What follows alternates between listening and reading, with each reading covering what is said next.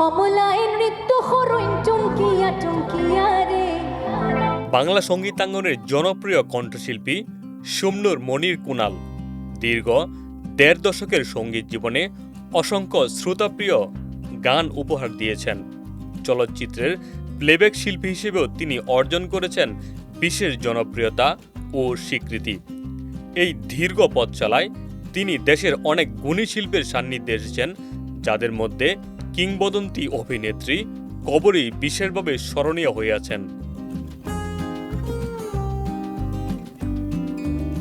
সম্প্রতি এক আলাপচারিতায় কুনাল কবরীর সঙ্গে কাজ করার একটি স্মরণীয় অভিজ্ঞতার কথা তুলে ধরেন।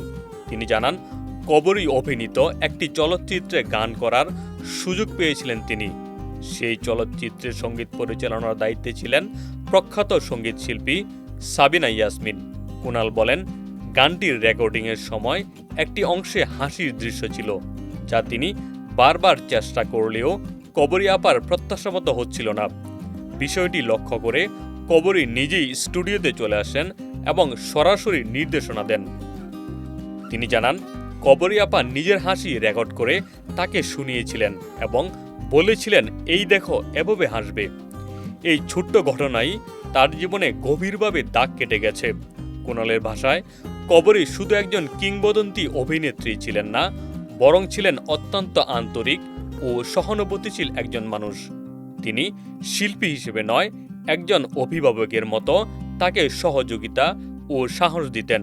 তিনি আরও বলেন, কবরী সবসময় তার খোঁজখবর নিতেন, উৎসাহ দিতেন এবং বিভিন্ন বিষয়ে স্নেহভরে বুঝিয়ে দিতেন।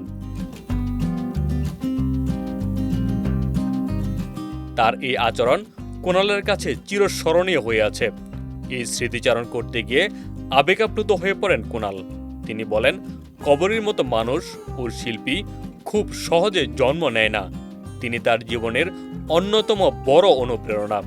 বাংলা চলচ্চিত্রের ইতিহাসে কবরী শুধু একজন সফল অভিনেত্রী নন, বরং নতুন প্রজন্মের শিল্পীদের কাছে ছিলেন অভিভাবক তুল্য এক স্নেহময় ব্যক্তিত্ব।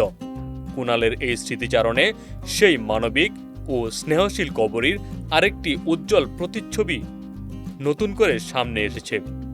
ডেস্ক রিপোর্ট, বাংলা বাজার পত্রিকা।